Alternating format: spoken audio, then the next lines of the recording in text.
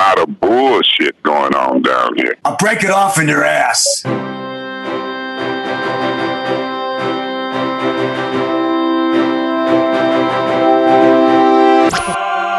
bullshit.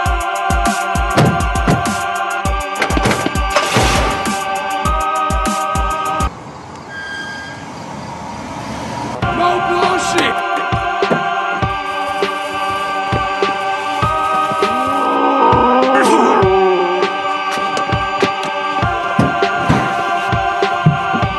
No bullshit. Oh my, let's just breaking news. No more bullshit. No more bullshit. No bullshit.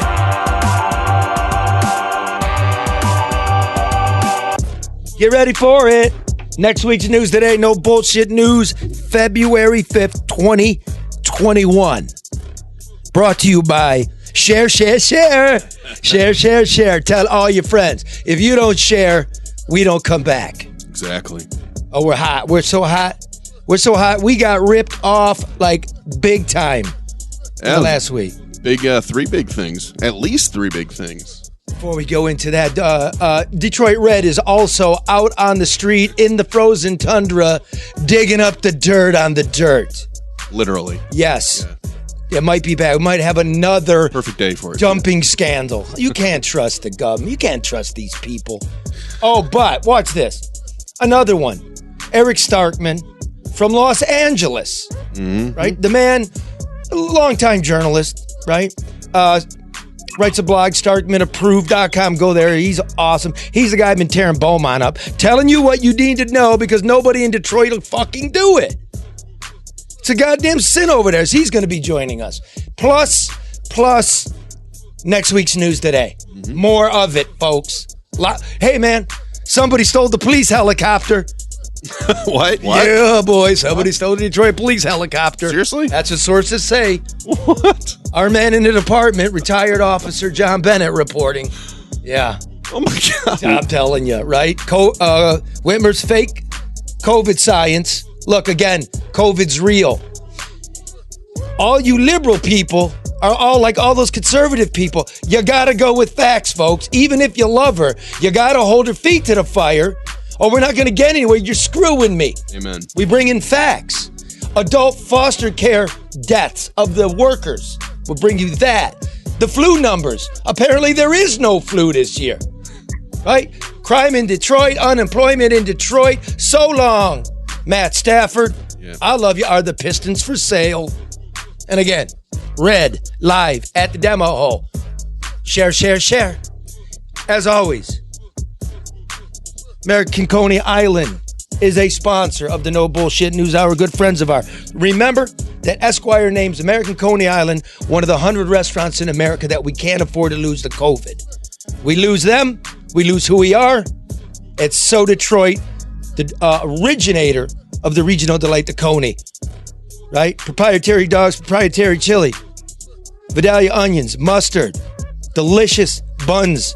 At Michigan and Lafayette downtown, you can now dine in. Yes. Come on down. Come on down, support. It's clean. And I won't even tell you what's going on at Lafayette. I guess you all know. You mean regarding what we talked about last week? That's one of the stories, right? That's one of the stories. We'll get to interesting. Okay, or the really, Coney really kids. Interesting. We did like 600 Coney kids for Super Bowl. Really? It took like 12 hours. That's a perfect Super It really Super is. Bowl. Look, you can go to AmericanConeyIsland.com. Support. Share. All right, give me Nowackies. Oh, okay. So Every hour on the hour. Oh, wrong one. that's the other guy from Flint. I guess they all sound the same to me. Oh, you didn't see it. Joking. Thank you, Maurice Davis. King of the Party Blues, Flint City Councilman Maurice Davis. Bringing us in with Luke Nowacki.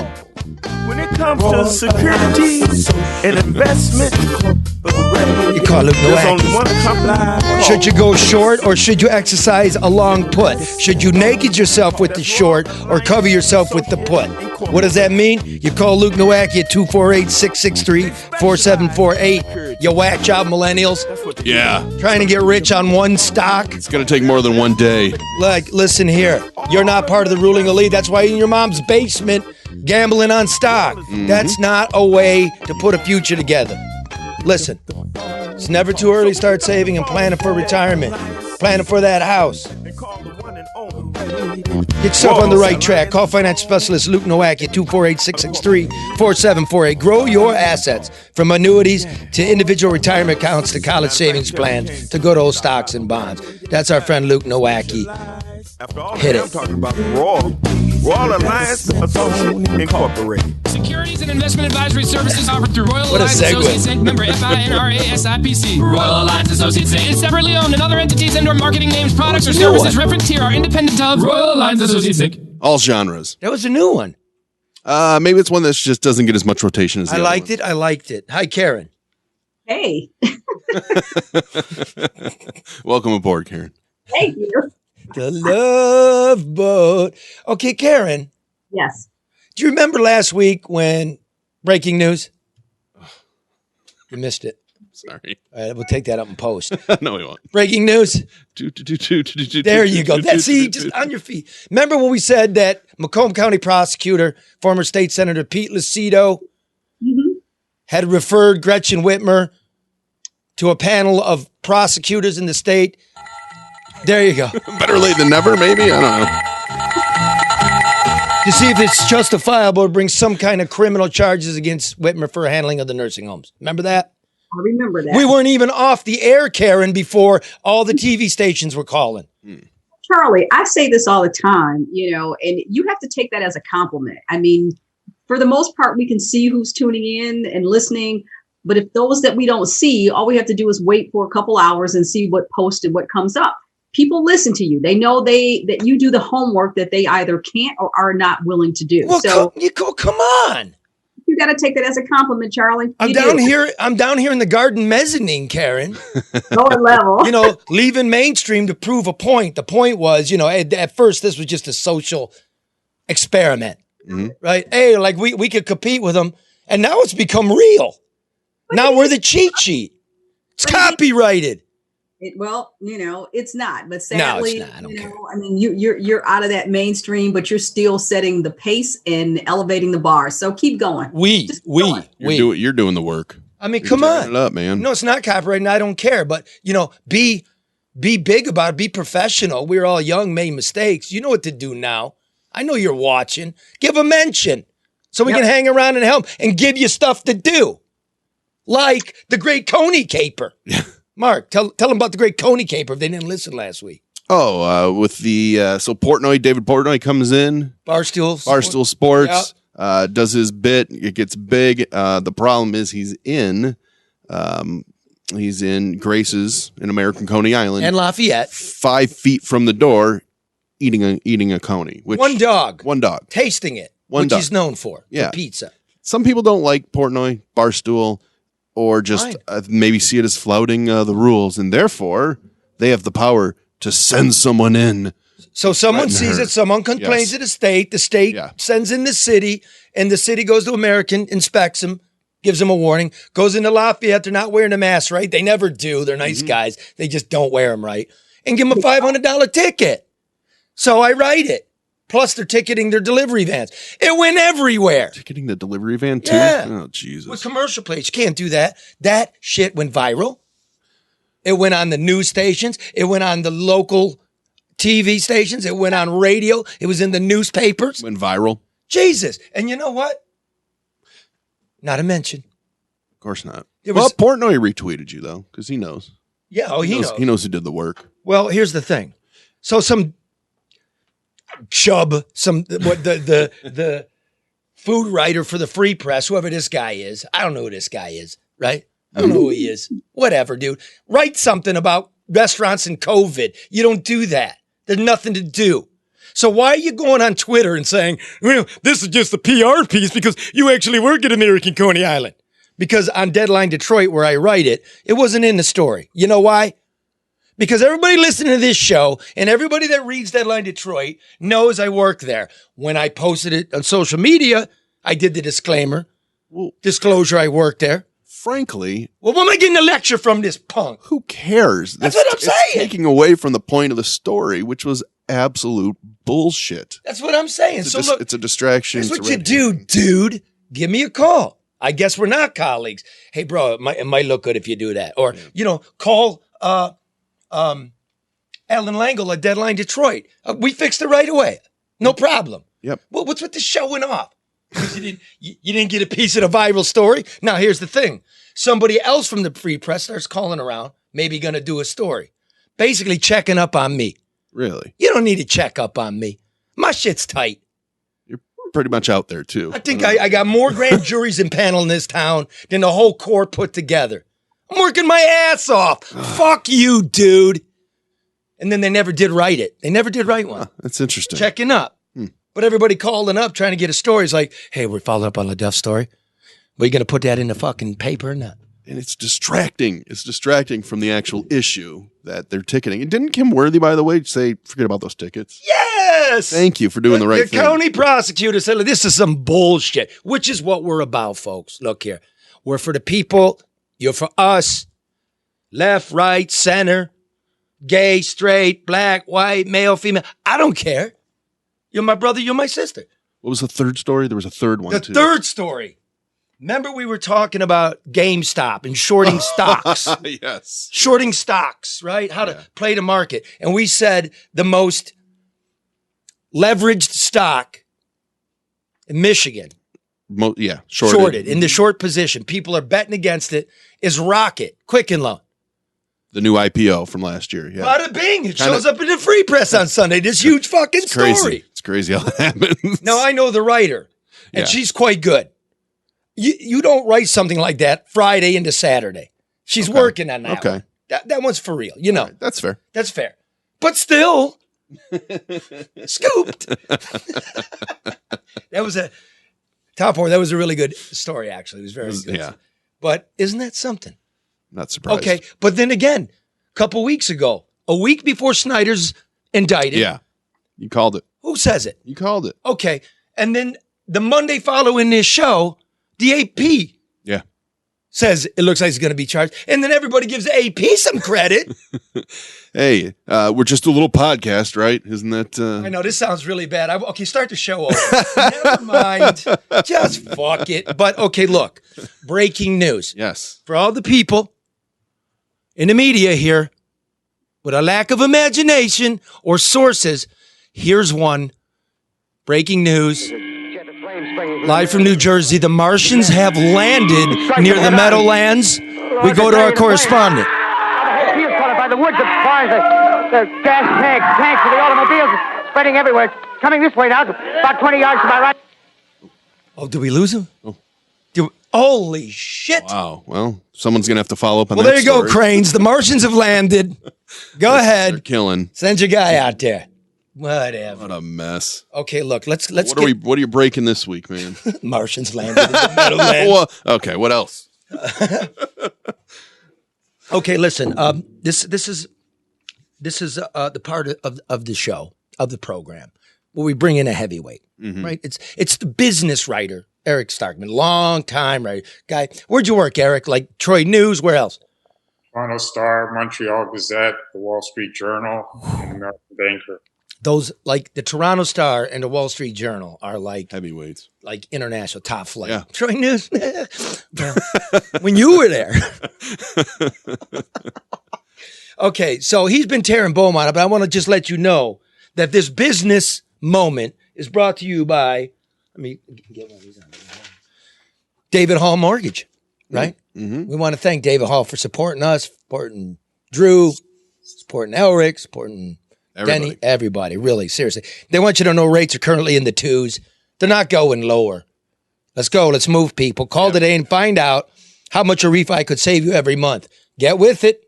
Telling you, right? And they're super simple to use, too. Right? Yeah. Exactly. Super simple. Yeah. Quickly. I can't say enough good things about them. What, you go on the website, click, get started, boom. You need help, you go right to a live person, right? Exactly. Yep. Exactly. DavidHallMortgage.com or call 248-308-5000, 248-308-5000, and make sure you tell them we sent you here from the No Bullshit News Hour, or don't. Quite frankly. No, I think they should. Please do. Okay, please do. Well, then they're going to find out like this isn't doing anything for them. Hey, they're not shorted. All right, let me bring in Eric Starkman. Hey, brother, how you doing? Great to be here. Been looking forward to it. Yeah, me too, man. I'm going to tell you what. How do I do this? Okay, I'm going to do it like it's the telephone. Hold on a second. Just, when you do the pre-interviews. Yeah. Oh, no. Now you're all tangled up in wires. Eric, what's up, brother? You've been fucking killing it, man. Thank you. And you can write. The thing is, you can write. It's not boring. Did Mark and Karen, did you do the homework? Yes. Did you read these things? Yes, and it's you're taking a very complex issue and really stripping it down for people with small brains like myself. Snappy. Yeah. Okay. There's so much to digest with what's going on with Beaumont. Let's start out with this. Eric, what's going on at Beaumont? Well, what is Beaumont and what's going on at Beaumont? Well, Beaumont's the biggest hospital in Michigan, and it's seen a mass exodus of more than a dozen top surgeons, a mass exodus of their anesthesiology department of anesthesiologists, and there was a colonoscopy patient who passed away 2 weeks ago at Beaumont, undergoing a routine colonoscopy, and that's unheard of in medicine. It is. Okay, now look here. I want you to relax because this is not like the phone conversation. You're playing TV here. I don't want no TV. Let's start with this. The CEO at Beaumont, the biggest hospital chain in Michigan, right? The top 50 hospitals in America. We all know Beaumont is the place that you want to go in Royal Oak. And through your reporting, you show under the stewardship of CEO John Fox, who's an accountant, not a medical expert, that the quality and the reputation are going down the toilet. Is this correct? Yes, but I want to just correct you on one thing. According to people who work at Beaumont, many of them tell me they wouldn't take their own families to that hospital. So, that's the place you want to go in Royal Oak. I think there's some people who work there that would dispute that. In fact, I know there are. Well, that's what I'm saying. They like to have you on. The reason it's near my home. That was when I got here. That was the place you went. Well, it used to be the place. So what happened? Why the quick demise? Yeah. Why? Well, it's not a quick demise, but it was precipitated by they decided to bring in this outsourcing firm that's pretty controversial. They undercut everybody. And, I'll keep it simple. By bringing this firm in, they lost, my sources told me it's about 50% of their anesthesiologists that were working there. But, Beaumont, which does have a credibility issue, they've said things that proven not to be true, claims that 75% remain. But regardless, there's been a huge turnover in anesthesiology. And, I've talked to experts in the field that says that kind of turnover in itself is dangerous, to have that many new people coming and going. And in this case, they're using a lot of temps or people from other hospitals to fill in the position. So wait, let's go like this.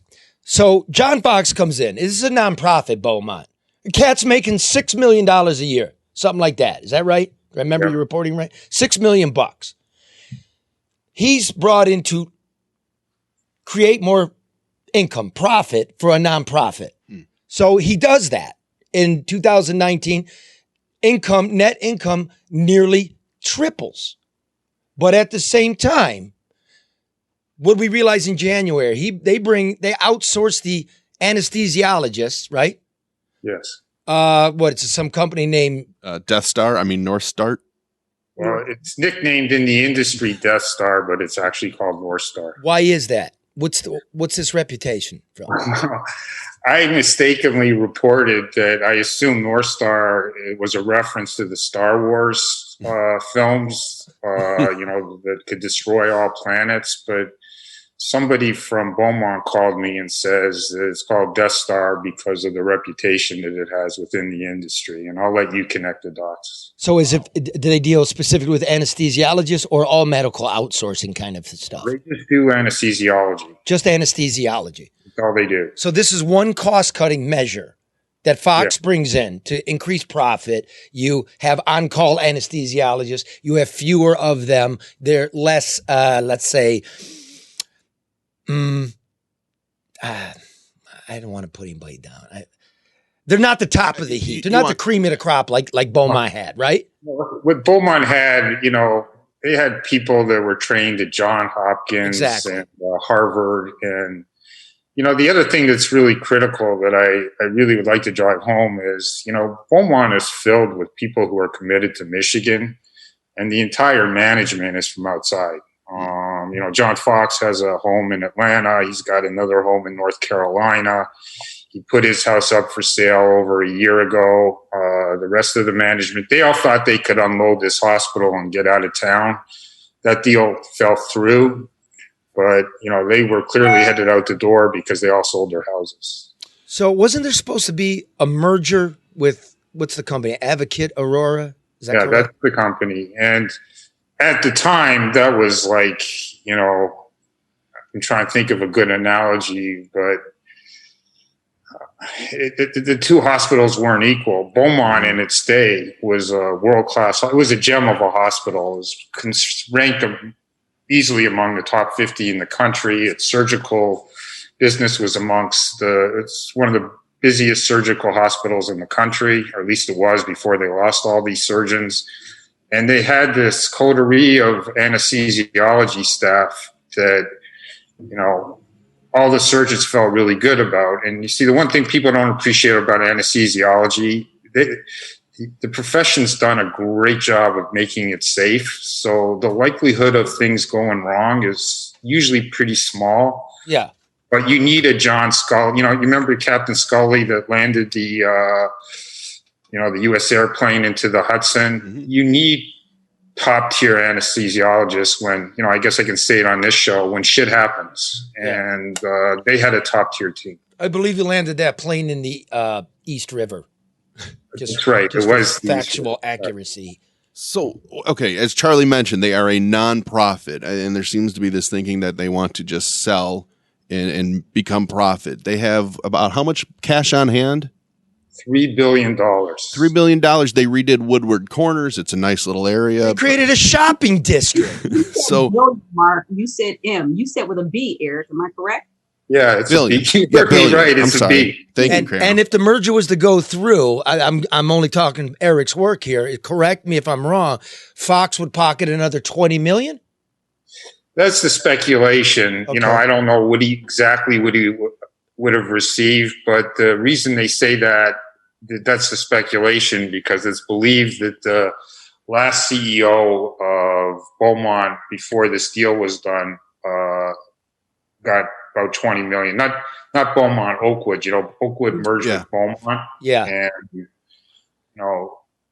the transparency with these companies is not very good, but it's believed to be $20 million, if not more. So people assume if Oakwood got $20 million, Fox would get more.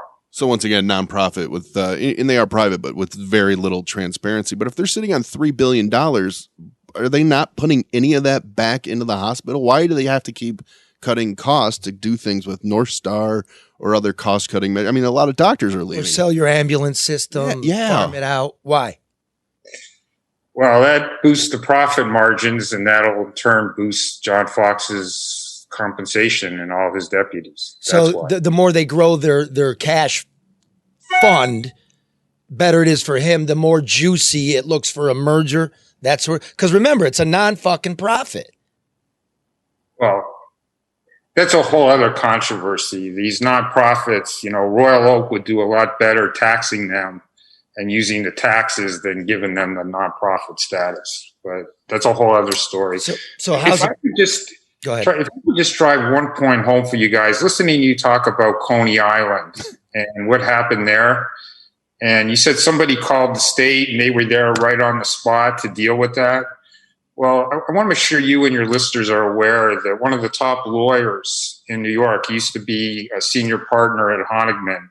And several months ago, he wrote to your Attorney General, Dana Nessel, and put her on notice. It was a masterful letter saying things are very bad at Beaumont and you're going to have another Flint on your hands. And nothing happened. The hospitals continue to deteriorate. Governor Whitmer's done nothing. Is it their responsibility? Well, Dana Nessel says it isn't, but you're a smart guy, so let me run this by you, okay? In order to merge Advocate Aurora with Beaumont, she had to approve the deal. Now, doesn't it seem like a reasonable assumption that if she has to prove the deal, she has some authority over the institution itself? I would think so. Yeah. Well, she claims she doesn't. And by the way, most states, going after hospitals is like a sweet spot for the attorney general. Here in California, the attorney general went after one of the biggest hospitals in the state for price gouging and, got over a $500 million settlement. And, Dana Nessel has never done anything close to that, something of that magnitude. And, as you guys are aware, Frank Kelly was one of the most respected attorney generals of all time, and he was the Michigan AG for 37 years. So isn't there a check? I mean, there's a board of directors. What do they get out of all this? I mean, why aren't they checking John Fox or, anything else that's going on with the anesthesiology department? That's a awesome question. Thank you. I have it written down right over here. I'm sorry? I have it written down over here. He's fake news in it. Come on. I'm just copying Charlie like everyone else. Sorry. Go ahead, Eric. So the CEO is John. The chairman of the board is John Lewis, who used to be a top executive of Comerica. And as I trust you guys are aware, Comerica used to be based in Detroit, but they hightailed it out of town to Dallas because they thought it was a better place to be. The scuttlebutt is that the entire board just follows John Lewis's lead, and they'll do what he says. And it's anybody's guess why John Lewis stands behind John Fox. I have no idea, and nobody else seems to know either. What's the state of the merger right now? The merger's done. That deal was too controversial. You blew it up. It wasn't controversial. Look, I'm going to blow some smoke up your ass because it's well-deserved. I mean, you did us a favor in this state. You really did. Y'all might, I don't know if you're bored or not, but this is the biggest story that nobody was doing. And you, by pointing out the obvious, got some brakes put on that. And we're here to thank you for that. Thank you. Michigan was really good to me. So I consider this a debt, repaying a debt. Is that why you're doing it from LA? Hello, business writers and health writers and stuff. LA, you got your ass whipped by a dude from LA and not a young guy. You're not even really getting, what does Alan pay you? He don't pay shit. No. He don't pay shit. He does it out of love. I'm assuming you do it out of love. I do it out of love because we're just like old dudes and like this is what we have always done. Is that why? Yeah, it is why. And I want to just talk about what you said about the news. The news actually was a great paper in its day, and it was the joint operating agreement. I'm not sure if you're familiar with it, but when the news sold out to Gannett, and the first thing Gannett did was get this merger deal, they call it a joint operating agreement with the Free Press, that spelled the end of quality journalism in Detroit. Both papers were driven into the ground, and they're like shadows of their former selves. It's really hard for me to criticize the writers and reporters seriously, in the sense that I don't think management has an idea of how people consume news now, that you don't need to busy your reporters shoveling shit and going to every news conference. You can put out less product as long as it's better product. What do you think about that, old timer? I'm 100% with you. The problem is that these companies, this is a no bullshit show, so I'll say it. Fucking no bullshit. The people who run media companies aren't the brightest bulbs on the planet. And, I'll give you an example, just to put it all in perspective. Gannett, the last time I looked, was, I think, the total value of the market cap means what, if you take all the stock outstanding and, it's the total value of the stock. It's about 600 million. And are you familiar with Nextdoor? It's those local, hyper-local websites. Yeah. They're kind of schlocky. There's hardly any work done with these things. Wall Street's valuing that at $2.5 billion. What does that tell you? It's just that, it's the managements. Gannett was paying some journalists $2.5 million a year to be like editorial director. Yeah. That's obscene. And it's no wonder the company ran into trouble. And there are great people left at the news and the free press, but you got bad management, and they're corporations, and they give out stinking little prizes to themselves, and they put it in the paper like it's some kind of news, and nobody's buying it. I don't care if you want a prize nobody heard of. It's not getting it done for me. And it really seems to be, is that the way Beaumont's going now? Because all these journalists leave the news, and now all these doctors are and everybody's, you know what everybody is? They leave, the journalists leave, or reporters leave, and they become PR flunkies. Yeah. And then they're paid to like bullshit and lie to what's left of the reporters. And then the management's a bunch of pussies. It creates a hole. And so we repeat it. It creates a hole that's been filled by, like you said, Nextdoor or Facebook. What's going to fill a hole? Or Daily Caller, or MSNBC, websites. Whichever one you want to believe in. There's nobody in there telling you the truth. Starkman approved that blog. I mean, that hack. Those holes get filled. But what happens to a hospital when doctors vacate an area? I mean, that's my point being is that there's a real cost here to the everyday person that needs health care and quality health care at that when you think you're going to get that. Now let's bring it around. I'm going to introduce this, and you're going to tell us, Eric. Which is what's the human cost? Eric's doing the I told you so tour, and it's horrible that he has to do it. The anesthesiologists are done January 1st. Now, a very heavy man goes in for a colonoscopy, and he's dead. Eric, how did he die? They shove something up your butt. It's the happiest day of your life. Not the last day of your life. To die, yeah, it's very common. Well, procedure. For some people. Yeah. What happened? How did you die of a colonoscopy? That's a lot of people are asking that. It was something related to intubation, and I've talked to one of the leading authorities on anesthesiology, and there's always a risk of intubation. She says it's rare that you intubate a colonoscopy patient in the first place, so that's one unanswered question. But even when things go wrong, that's what anesthesiologists are trained to do. That sometimes the body doesn't react the way it's supposed to, or they aspirate, but that's what they're trained to do. And it didn't happen. And I'm told I've been contacted by anesthesiologists and doctors from around the country. The story's gone viral. And they all tell me, don't just assume it's the fault of the CRNA, the certified registered nurse anesthetist, and the anesthesiologist. It's probably a systemic problem. What kind of resources did they have when they, were doing this procedure? That it didn't just happen in isolation. So, meaning, like the man was overweight, so they were worried he might have trouble breathing. So, in order to avoid it, they put a breathing tube down his throat, right? And it went bad. Anesthesiologists don't make that call without a higher up, a doctor, and an attending. Whomever. Actually, that's not true. The anesthesiologist is the only one who can make that call. The surgeon or the gastroenterologist. It's early in the morning here. They cannot make that call. Only the anesthesiologist can. But wouldn't it make sense that the person that was coming in, that their PCP takes into consideration the status of their health and those issues, whether it's his weight or any other respiratory issues or anything else that he has when scheduling or planning for his colonoscopy or any other procedure? Man, you guys are good.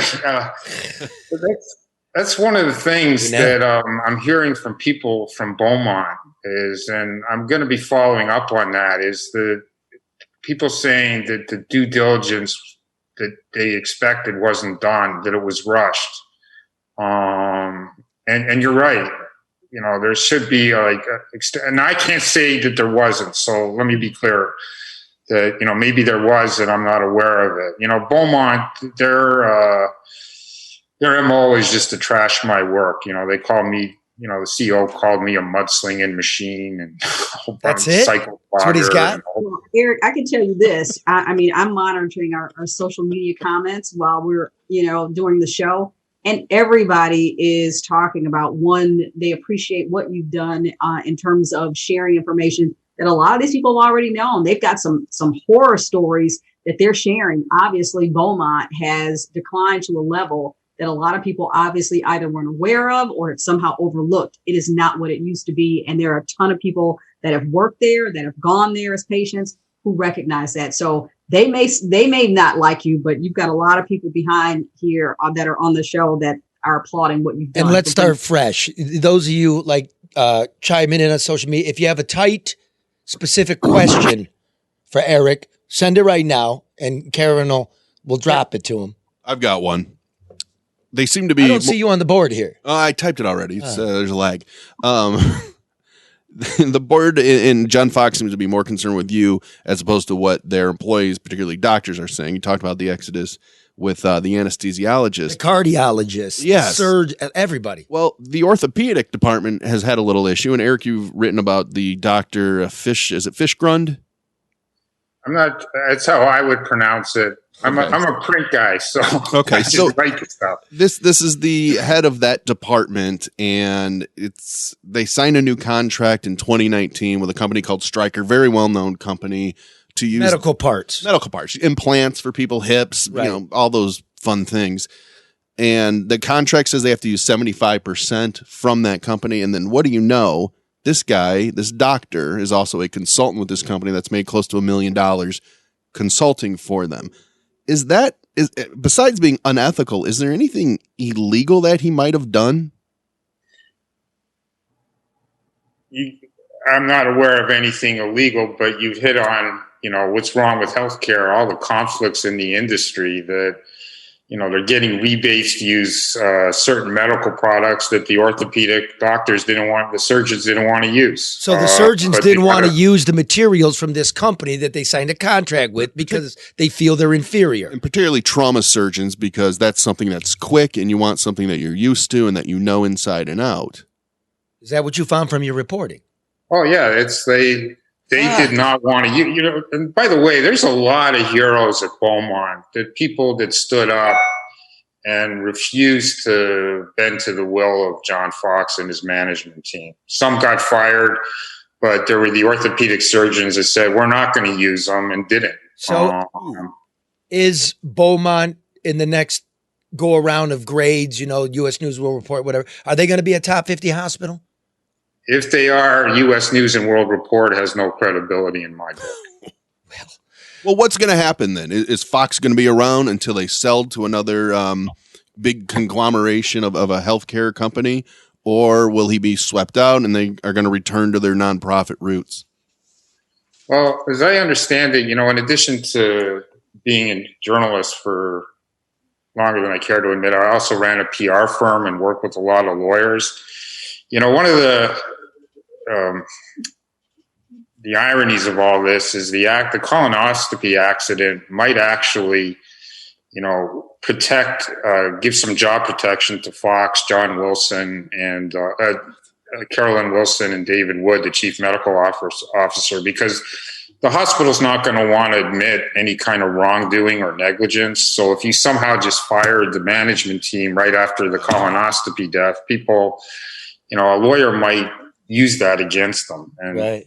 I think it's pretty safe to say there's going to be litigation. The family's already retained a law firm. Not another. I'm moving it to the left here now. Why did Beaumont shut down its Wayne campus? Does it have to do with it was supposed to be the COVID overflow hospital. I don't believe that. I've just had somebody from the hospital contact me. Since the colonoscopy death, people are coming forward because they're angry. And, I don't want to say things that I don't have 100% confirmed. Then leave it. I don't want that. But what you do know. But what I do know is that it made no sense from a medical point of view to close Wayne. Wayne is probably one of the top hospitals in the Detroit area for indigents, Medicare patients, poor people. So, you could never get away with closing the hospital in Farmington Hills, I don't think. But indigent makes my bells go off. It is, I think profit. Yeah. I think profit. One more question, then I'll let you go. This was brought to me by a listener, member of our community here, a vet. He's a vet. And we all now know that one of the good things about the Trump administration was if you're a vet, you don't just have to go to the VA. Mm-hmm. You can go to any participating hospital, show them your card, and you'll get taken care of and the government will get billed. Is Beaumont part of that veteran system? Not that I'm aware of. That's... And that's news to me, but that doesn't mean it's not true. I'm trying to look, and I don't know. And that's when I was reaching out to you. It's like, if anybody knows, please let us know. And Beaumont, return the call, and we'll love to have you on. And any hospital system that's not part of the VA system, you can go fuck yourself. You really can. Pretty much. And not a public dollar should go to you. That's what I feel. Any last words, John? Eric? Yeah, the one thing I do want to mention, though, is that when they closed Wayne, they took a lot of those patients to the VA hospital. Oh, wow, that's interesting. Oh. So they have no problem with... Okay, well, I don't know if that's true, and we're no bullshit news hour, but if you do know, let me know. I'm still waiting for that answer. It's a shame for all the people working in PR and in the government and these nonprofits, they really don't seem to be able to answer a question when it's a real one. You noticing that, bro? They can't. They don't want to. Exactly. They're not able to. The game, Charlie. And Eric, if you've been in that side, you've been on the other side of it, it's all strategic. It's all deliberate. It's all intentional. It's not organic.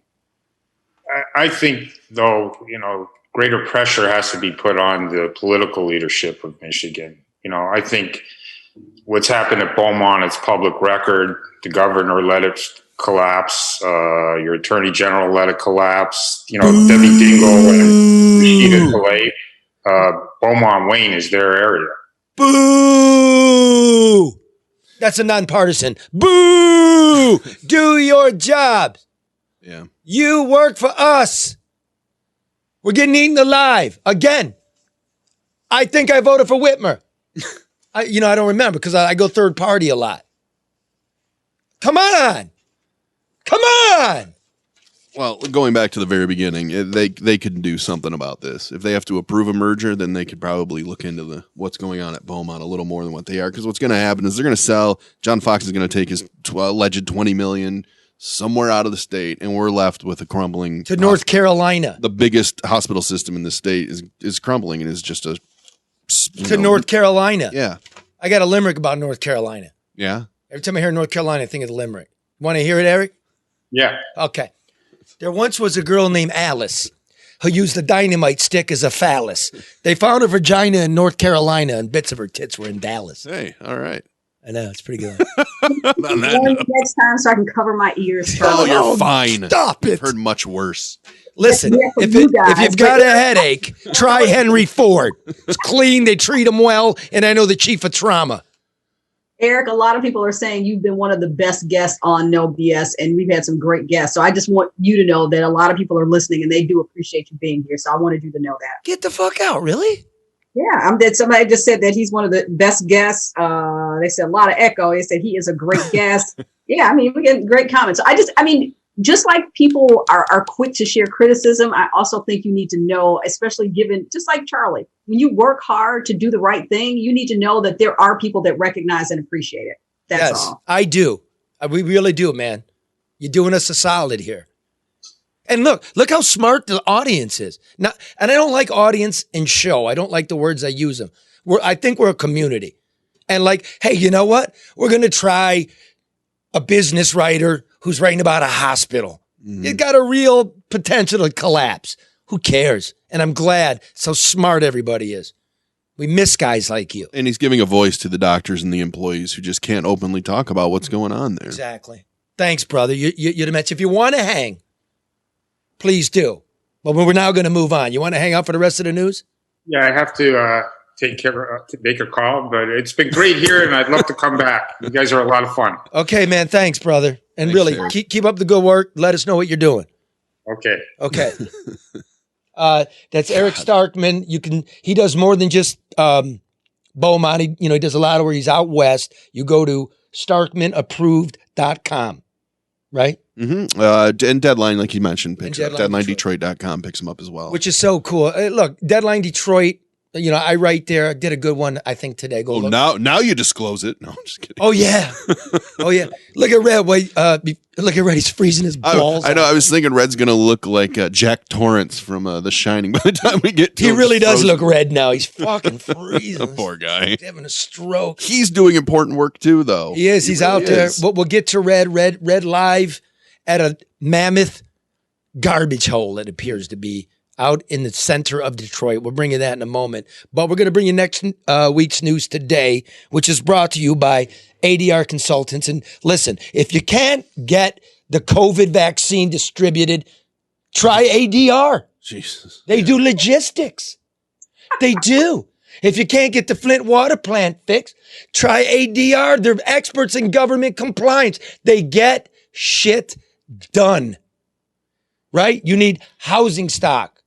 Low income, you call ADR, right? Yeah. You need cameras. You need sound spotting for your police department. You call ADR. Nothing's too big, nothing's too small, bro. Can you fix Eric's echo? I don't care. But you're all right. But, I'll fix it. Fuck Don't it. It's COVID. What are you going to do? Yeah, exactly. ADR experienced. ADR competent. ADR honest, ethical, smart. They've done more than $250 million in private and public construction projects since 2001, amongst other things. So call Barry Allentuck at 248-318-9424 if you want the fucking vaccine distributed. Huge problem. On time and on budget.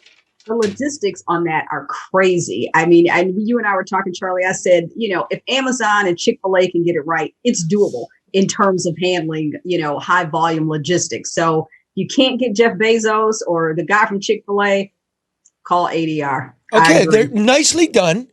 So let's mix up the news. Let's go to item number 3 and make it item number 1 to flow right from that. Here's, again, another member of the community hipping me, going, what do you make of it? So I went to the Michigan Department of Health influenza flu data dashboard. Let me find it here. Here we go. Here. Okay. The silver lining of COVID, I guess. Congregate setting outbreaks. Outbreaks in schools, old people homes, healthcare facilities, daycare, homeless shelters, correctional facilities. For influenza? Yeah, for flu, the Gotcha. flu. Mm-hmm. So far, this flu season, ending January 23rd, 0. 0. Not one outbreak. 2 people getting it from each other. Wow. You believe that? No. Do you believe that? I know. No. Come on, you keep up with it. No, wait, say it again. Say it again. It's funny you said because I was just reading a story about Nationwide. It's way down, obviously, because of, masks and everybody's been shut inside and everything's been shut down. And maybe people aren't going to go get it done. But zero's just always seems, if 0. If you're going to lie about it, maybe put 2 down. 0. Now, in terms of how many cases across the state, yeah, that people walk in, the doctor refer, blah blah blah, blah across the state for week 3, 24 cases of the flu. Wow, come on. Charlie, everybody's talking about the failed logistics there, as Tammy's 83-year-old mother can't even get on the waiting list in Lapeer. Debbie's said her 97-year-old neighbor can't get a vaccine. She's on all the lists. The fuck.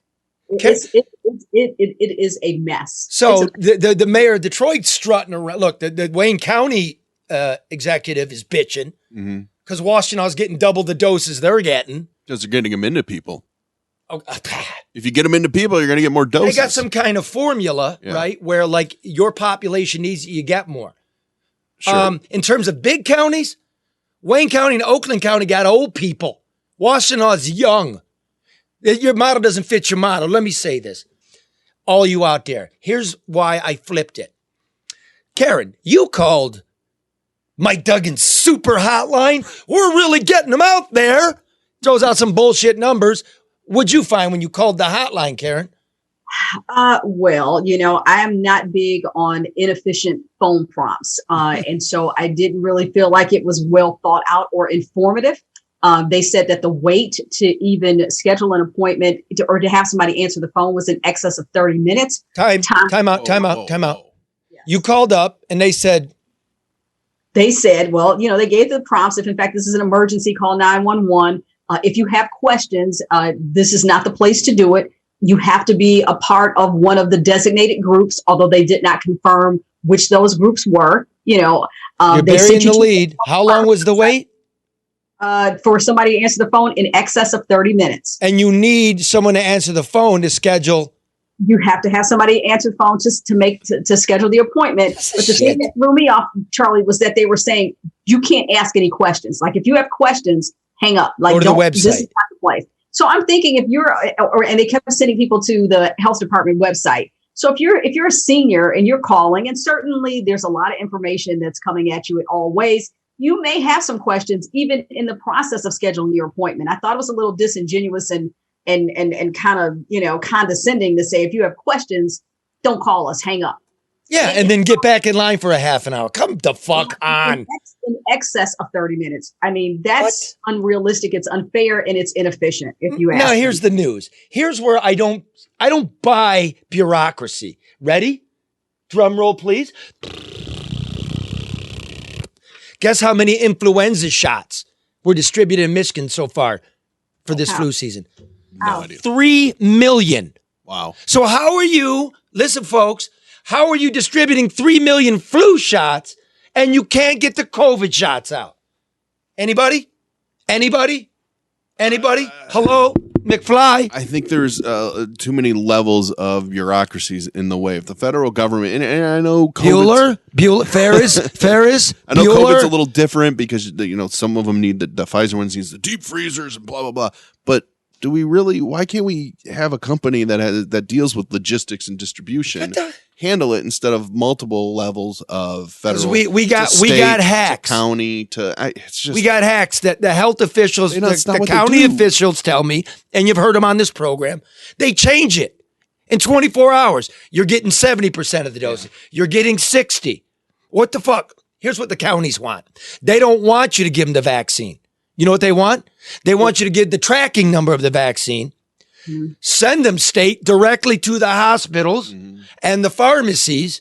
So it's not a middleman holding a bunch of shots. Exactly. Cut out the fuck on. Cut out the middlemen, period. Jesus. How far are we into this? Now, I've got a couple of people saying, that they went and they got it without any problems. But I'm also seeing some folks that, like Wendy said, she's tried calling. She's pushed every button, and then by the time she got through, it says, we're currently out of the vaccine. Thank you for your understanding. So I guess people are having mixed responses in terms of, how they're accessing. I'm glad you got the shots. That's the way it's supposed to work. There's too many people that don't. There's too many people not getting their unemployment. These are basic things. I talked to my dad yesterday, and I asked him, I said, any movement on you getting your shot? He goes, I honestly, I'm just giving up because it's been... And he lives in Washtenaw County, and he's tried the health department there. He's tried the VA because he's a vet, and they said, no, you're not in that level. Yes. So I said, well, you have a residency in Ohio. You want to go down to Ohio? Because they're giving them out. What's the old man saying? They're giving them out at the pharmacies. What's the old man saying? Well, my mom said that's not the right way to do it. Well, that's true. She's trying to be fair. She is. And look, Ohio's got a whole different maddening. Yeah, Ohio's got a whole different game of how they're running, and the numbers are similar. Mm-hmm. I just got a feeling we know what we know, which is this attacks old people who live in institutions. People catch it, but it's the old people who die, right? No matter how you're behaving. Florida looks a lot like Michigan. New York's a whole nother case. Because it's so crowded.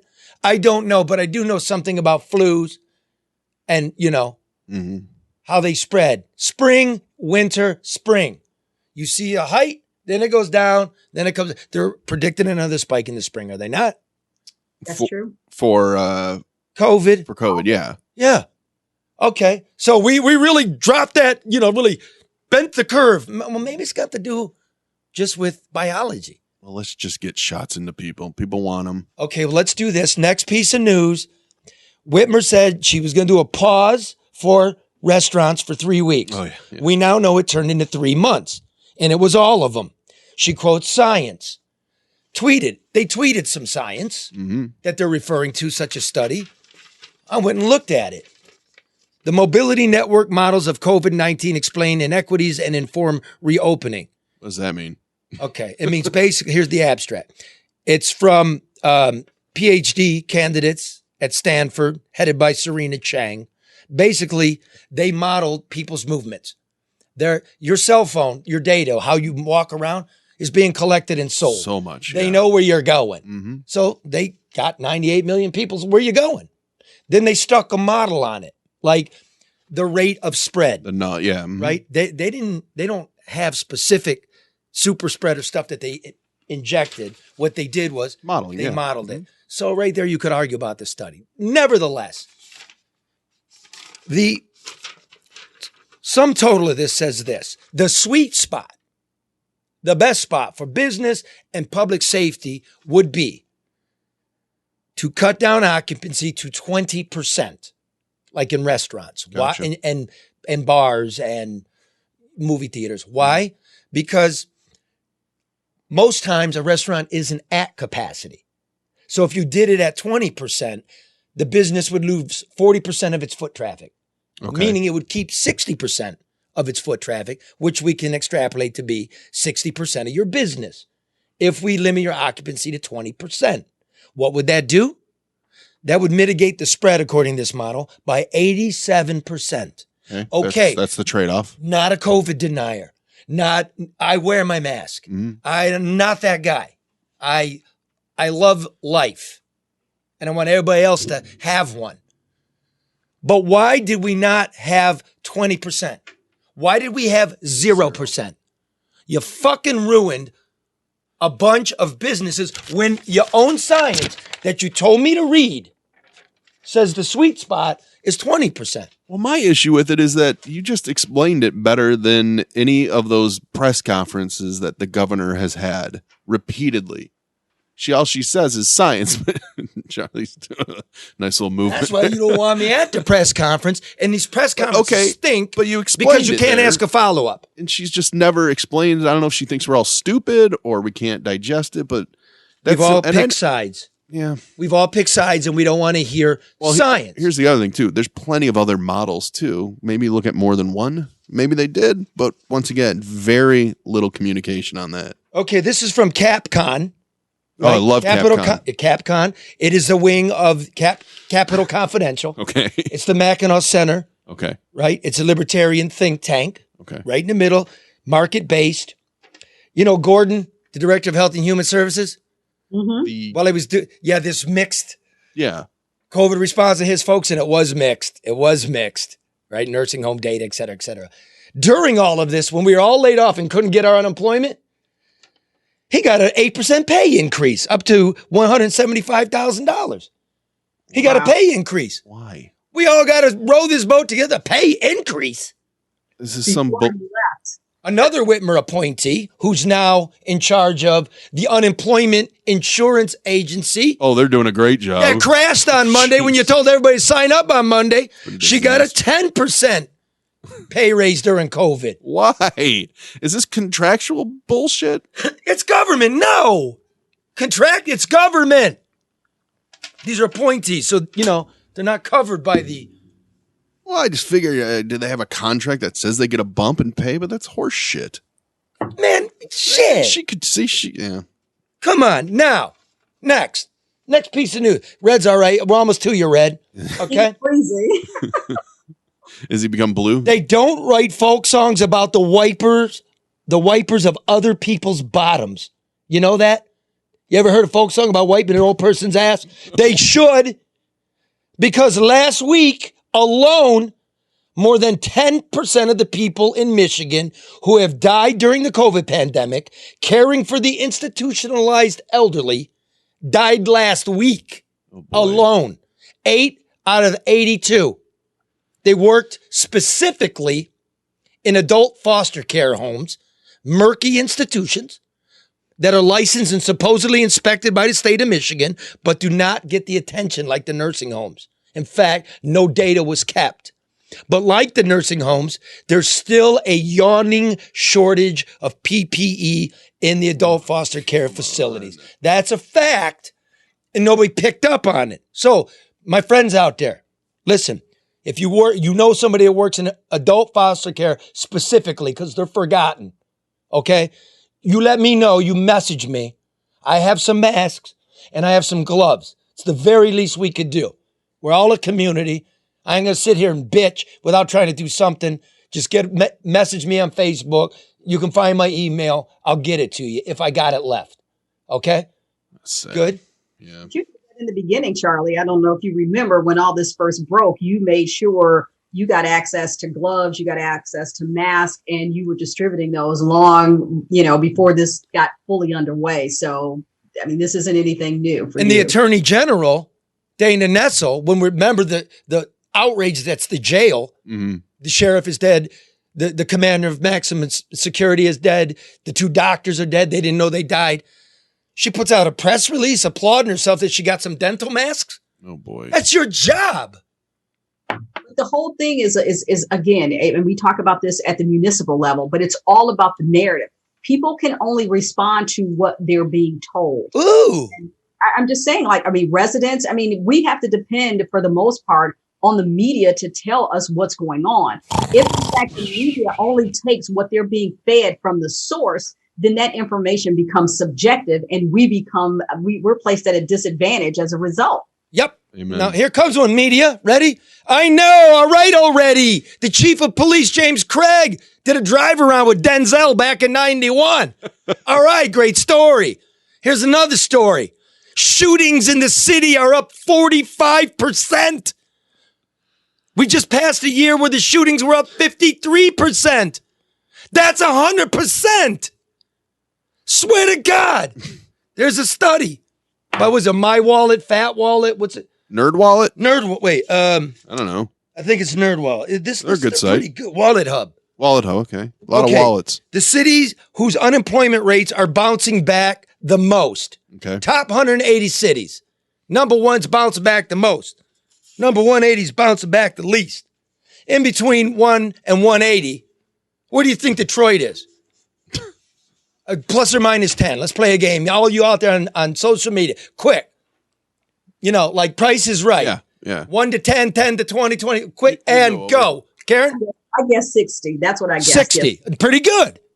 Top third. Bounce back. Sounds like Mike Duggan. Oh, I'll campaign. That's good. I'll say 160. 160. Anybody out there pick one, Karen? Anybody doing it? Not yet. Kara says, she just said plus 10. Eva says 180. It is 180. That's right. Who said that? Eva. Eva Welch said 180. Jennifer said 160. Mark said 170. It's 180. Dead last. Robert said 4. Okay, listen. It's over. It's too late. Stop it. Dude, Sherry said 179. Sean said 50. You ask everybody, they want Eva won. Yeah. You're right, because they took the time to do it. 177, Aurora, Colorado. 178, Hialeah, Florida. 179, Miami. 180, Detroit, with a 22% unemployment rate. It's tripled. Oh, my God. It's tripled. Hey, Thomas said 185. He said, my man. And dude, Thomas, man, if they decide to do like Peoria, they fuck us too. Get some shit together, man. Oh, that's sad. You knew it. I knew it. You know what the saddest part is? I saw this because, the publicist emails me their stuff. And always on these quality of life measurements, I always instantly go to the bottom and start going up. That's what I was going to say. That's the saddest part about it is so many of us said, 170, 180, 160. The expectations are so low. Okay, now, so all of that, hey, man, somebody in the police department, in aviation, I'm told by John Bennett. Yeah. John Bennett, retired. Everybody in Detroit that is in media or cares about the police knows John has got his ear to the ground. He's the most source guy in there. He's reporting that a member of aviation took the helicopter, took it to Pontiac. So many questions. Why? How? Okay, the guy obviously want to do some flight training. You got to do flight training. Yeah. To helicopter for that. to keep your license, right? Yeah. And not only that, he took it without permission. I don't know how you're clearing air traffic control, right? He's also charging the city overtime. Okay. And why is everybody pissed? Because there was a call for the helicopter while he was off in Sunday in fucking Pontiac. Of course there was going to be a call no matter when he took it. What the fuck? Put the helicopter back. Did he respond? And two, was his overtime approved? This isn't even public, but I asked John if, how good is it? Can I quote you? He goes, it's a 100% solid. Wow. Well, I can't wait to read about it in the paper next week. Wow. Fucking joyriding. Son of a bitch. Okay, two more and then we go into red at the hole. Red. I would like to say Matt Stafford has been traded to the Los Angeles Rams. It's a very good squad. That he might be the piece that gets them over. Just a few years ago, they were in the Super Bowl, right? Mm-hmm. We had Jared Goff. I don't know. He sucks. He sucks. But I'm not a fan. I want to say Matt Stafford. I know it didn't happen here, man, but you were tough. You showed up to work. You're a lunch pail guy. Are you the most gifted quarterback ever? No. Are you gifted? Yes. This is just Detroit. He really took to the city, to the area too. He did. I ain't going to really miss his wife's tweeting or anything like that. No. But hey, Matt, always a lion, bro. I make fun of the Lions. Yeah. But they're mine. Rightfully so. He will too now. And I want him to get his ring. Yeah. I won't be mad. I mean, good luck. I hope he does. I hope he has wild success out there. I do too. I'm being serious. I really hope he does. I'm like that. I'm not a hater. I want a guy to be fulfilled. Well, I think a lot of people like him, even if they didn't think he was the guy, he was the quarterback, because a lot of people shit on him a lot. But now I want to see. Go ahead. What, Karen? Let's all chip in and get his house. That's a nice house. Is it a McMansion? Oh no, it's a straight up mansion. Is it an old stone one? You wouldn't even, it's out on Orchard Lake. You would not even imagine that they have homes like that here, but they do. A lot of people don't realize it, but I looked at the listing. Beautiful. I think we could do a great job doing the podcast from there. It's weird. Karen's weird. She's peeping. Let me have a look at. Well, the bathrooms are nice. Hey, she's not Did the you only go through one. his closet? Karen's, she's going to pretend she's interested just to walk through it. When they gave a tour of the Manugian, once Kilpatrick got tossed in the can. Yeah. Yeah. Well, yeah. I went in the liquor cabinet. He left the purple, whatever the shit it was. He drank purple. Hypnotic? Stuff. They have a bowling alley in the Manugian. Really? Yeah. It's only like one or two lanes, but it's in the bay. There is one. Now, finally, here's what I got a tip. Thank you for sending it. Somebody inside kind of got it on good information. I got this Monday morning. I'm hearing there's a handshake deal for the Detroit Pistons. Really? Pistons for sale. So Karen knows people around. I put in a few calls. Couldn't really make heads or tails of it, but you have to know this. What's his name? Matt Ishbia. Ishbia. He's the CEO of United Wholesale Mortgage. Yes. Mm-hmm. The second biggest mortgage broker in the country after Rocket, Quicken. Yep, you got it. Yeah. Okay. He went to Michigan State University, played 4 years under Izzo, right? He did an IPO, right? With a guy out in Beverly Hills with a guy named Alec Goris. Name sounds familiar. Who's the brother of Tom Goris, the owner of the Pistons. Yep. So so they did an IPO together, and I was told there was some kind of handshake deal. Once the stock straightens out and you're able to jettison some of it, that you're going to make a move for the Pistons. Now, funny thing is, he gave $32 million to Michigan State yesterday. Mm-hmm. I think $20 million of it to sports. Of course. God. Yeah. Okay. And he said, Cranes, look at me crediting you. He told Cranes, right, that he would someday he would like to own a professional franchise. One would assume it's basketball. He's a Big Ten basketball player, right? Yeah. Hometown Pistons makes sense, right? Yeah, I don't think it's everything Tom Goris expected it to be. Think about the other side of the story, though. Remember, Tom Goris is under heavy criticism and scrutiny for his involvement in the communication telephone provision for prisons, which I assume he makes a lot of money from. So think about that. Maybe this is his way of backing out his brother and their partner. I mean, this is all chess, not checkers. So let's put it this way. Tom Goris is a horrible fucking owner, and he's a horrible corporate citizen. For instance, the Pistons are in the basement. Terrible. They were in the basement last year. They're terrible. Like, you have no business owning them. Number two, you took a piece of that Little Caesars arena that we fucking pay for. The poorest people in America, because we're 180 on the list. We're also the brokest. We're also the most violent. And ain't nothing coming back. So get rid of it. Having said that, all parties that we just discussed are denying it to Cranes. But good for you, Cranes, showing up to, getting an interview before a press conference. But we were on it. I just really thought we had one. It's a really interesting story. This is a little information that I was privy to. Let me throw this out here. Oh, good. Hold on. I don't need the music. That's not my job. We need it. Listen, okay. But the Pistons were buying into the narrative that they were buying into the narrative early on that the city was coming back, and everything felt and read to be so exciting, and they were so anxious to be a part of it because there's no way that they should have come to the city without building their own stadium. So they kind of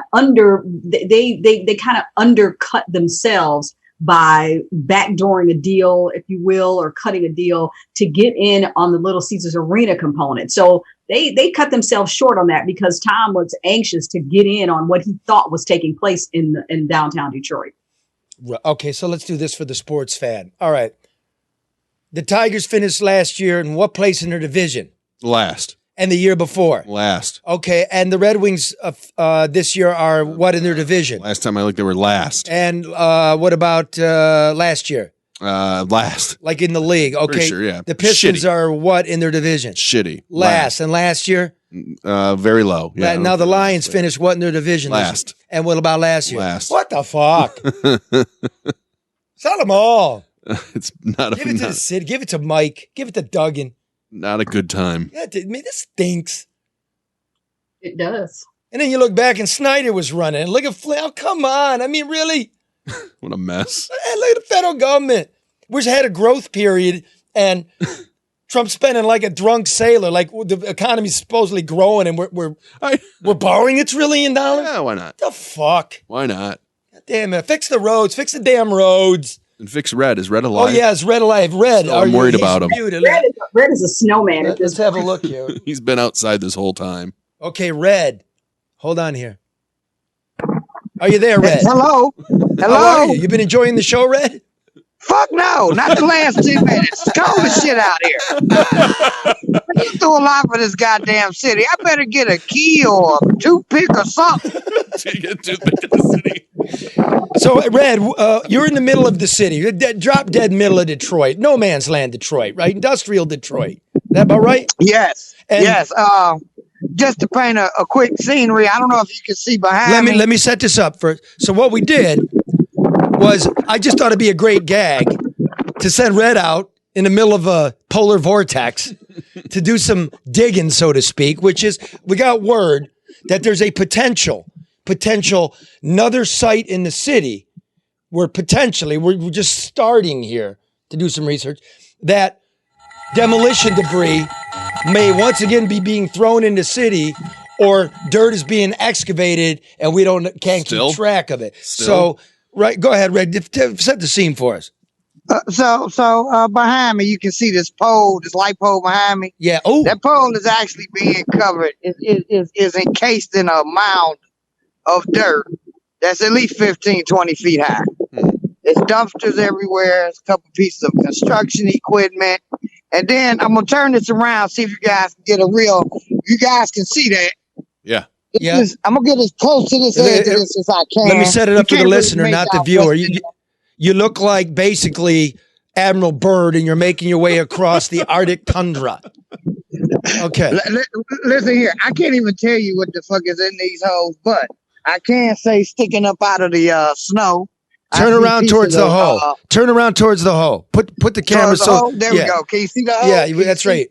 So is that dirt filling the hole or is that just it looks like it's a combination of dirt and some type of rubble, but by it being covered with snow, I can't make it out, and I don't want to try to cross over because I don't see where to step. But where I want you to go right there. You see that bit sticking out there, right in front of you, right there? Yeah, straight ahead. Yeah, that looks like brush the snow off that, Red. Oh man, I don't want him to fall in this hole. What happened? No, go ahead. Okay. I want you to brush. There's a little lump right there. I want you to brush it off right there. Right there. Right here. Let me see what I can. Let's see what we get there. Let's see here. Well, hey, Red, I mean, you're good, hell of a good reporter, dude. This is what I do. This is the beginning. This definitely looks like some type of. Let's see it. Pull it up. That's a piece of trash. You know what that? Let me see that. Hold that up. Oh, you know that looks like asbestos, dude. No, it does. It looks like a really. Yeah. Really threw it. Good. Let's see it. Looks like I see pieces of tar paper or tar paper is what it looks like. Yeah, from a roof. And then right there. Yeah, pull that up. Looks like a slab of concrete. Slab of concrete. God damn. Okay, now and I want to if we come back over here where I was standing near the hole, we got us a little bit of good old pipe. That right iron rod. Yeah. Rebar. Yeah, that looks like construction to be. But what we'll do? Just keep your back to the hole, Red. Just like that. Okay. Perfect. Okay. So I did a little research of my own on Google Earth and Google Maps to get a street view.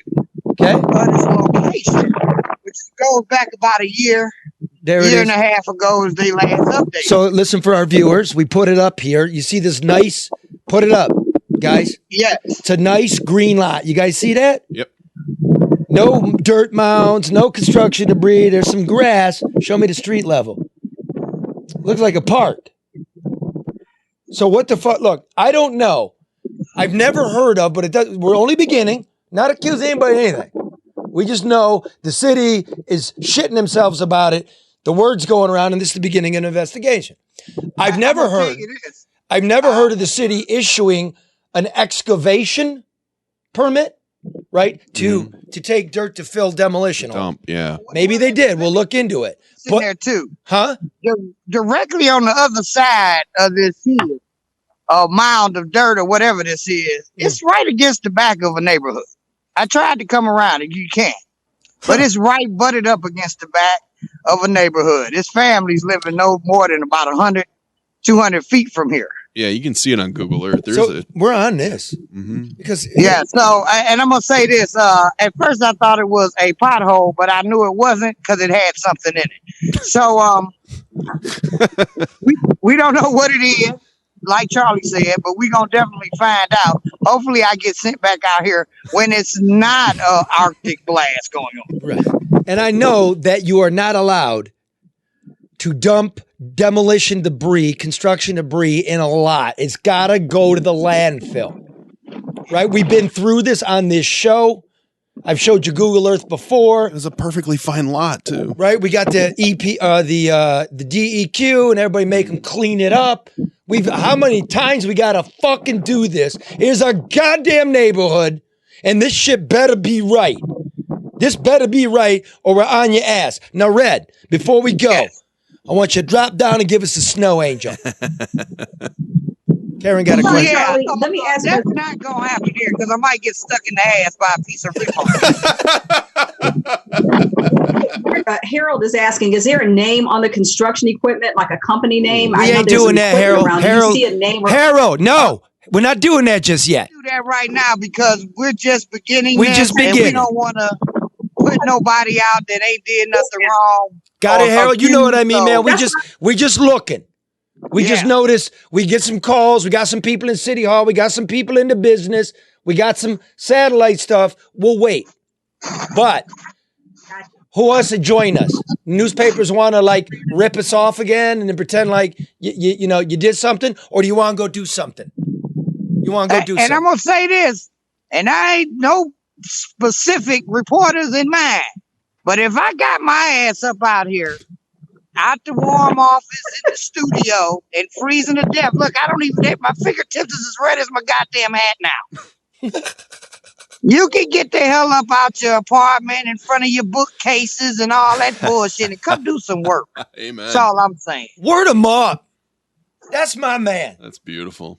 All right, Karen, I'm going to leave you with the last word. Let's get Red out of there. Red, be careful. Warm up. Warm up. I'll holler at you guys later. Deuces. Deuces. Thanks. Mark, Karen, last word. Or red. Well, Hey, I just, Charlie, I just hope everybody is continuing to pay attention, and that this information you can access here on YouTube. Can we get Red to take Red the fuck off? Red's in the middle of a blizzard. Yeah, take him off. What'd you say, Karen? No, I'm just saying, I mean, you bring a lot of information to the table. Somebody Charlie, mute Red, please. You're like Sasquatch. He called me, before we went on air. I thought he's stroking out. I couldn't take it. He was miserable today. Oh, my God. But I'm glad he did that work. Man, he's so broke, he can't afford gloves with all the fingers on them. That's so he can type, Charlie. That's why. But he needed some gloves on. I was just saying that, you bring a lot of information, a wealth of information to the show and to our listeners and viewers. I want people to act on that information, allow it to make a difference in the decisions you make, in the demands that you make, and in the accountability for the people that you elect and that you listen to. It has to make a difference. Hold their feet to the fire, right, Karen? Jeez. That's what I did. If that's what if that is what I'm being told it is, and I don't know. I mean, these things take a while, but we're going to show you the process. And it's near a neighborhood. Mm-hmm. And we're all fighting with each other. Your side, my side. What about our side against their side? What about our kids versus the pigs getting raises and not doing their job and hiring their niece? It's really simple. I don't hate government. I just feel better when it's not around. And when I call for it, it can't respond. Mm-hmm. And I won't take stupid shit for an answer. There's a lot of those too. A lot of stupid shit for answers. I want people to get on, listen to one of those governor press conferences. Here's the trick. Whether they're in it's Zoom or whatever. Yeah. It's not so much they're picking the question or picking the person that bothers me so much. It's the fact that the person that asked the question can't get at least 2 follow-ups. Yeah. 2. Yeah, you're right. Empty answer. We move on to the next one. Empty answer.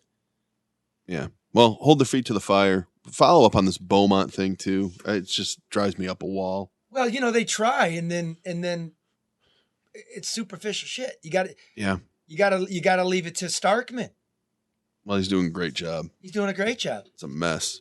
He's doing a great job. I want to dedicate this show to Shu Harris, whose son was shot dead in Highland Park at Avalon Village, the little town from nowhere that she built from a dream when her younger son was run over and killed.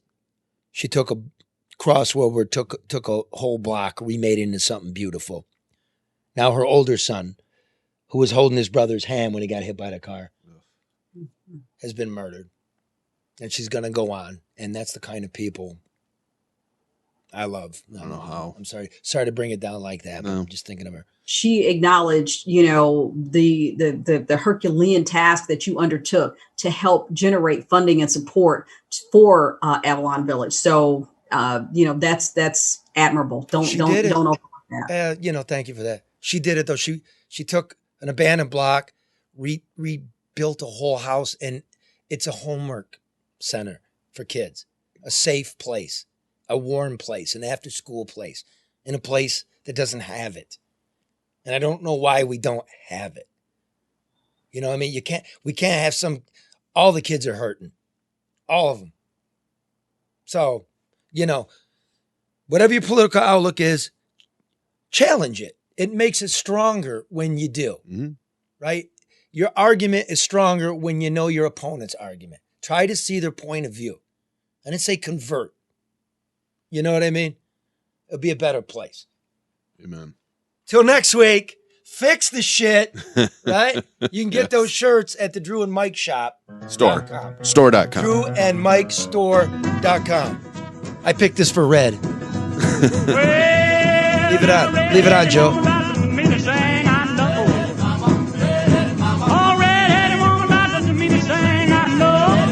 Later, y'all. See you, Karen.